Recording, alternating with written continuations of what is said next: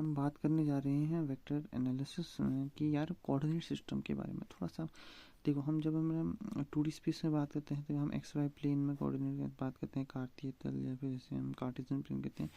But in vector में जब हम वेक्टर की बात करें तो हम 3D स्पेस की बात करें, क्योंकि जो वेक्टर है वो 3D में जा रहा है, ठीक हो गया।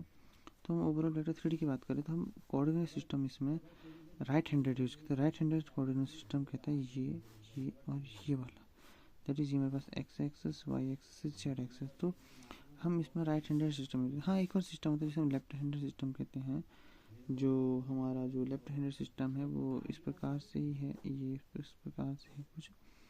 तो ये हमारा एक्स एक्सेस, वाई एक्सेस और जेड एक्सेस इस प्रकार से, बट हम यूज़ ये वाला करते हैं। देखो अगर इसको हम थोड़ा और आसानी से समझें, देखो हाँ, ये मेरे पास देखो ये मेरे पास देखो ध्यान से देखें तो ये मेरे घर का कमरा है, किसी के भी घर का कमरा इसी फॉर्म का होगा, ठीक हो गया।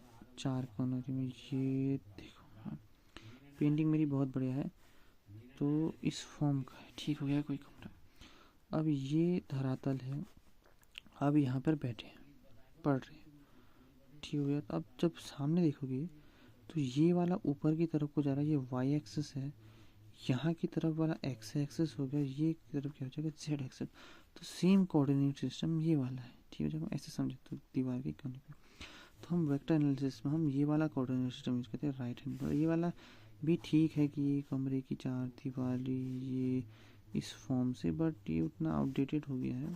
बट हमारा मेन फोकस ये वाला है अंडरस्टैंड करने में, ठीक हो गया।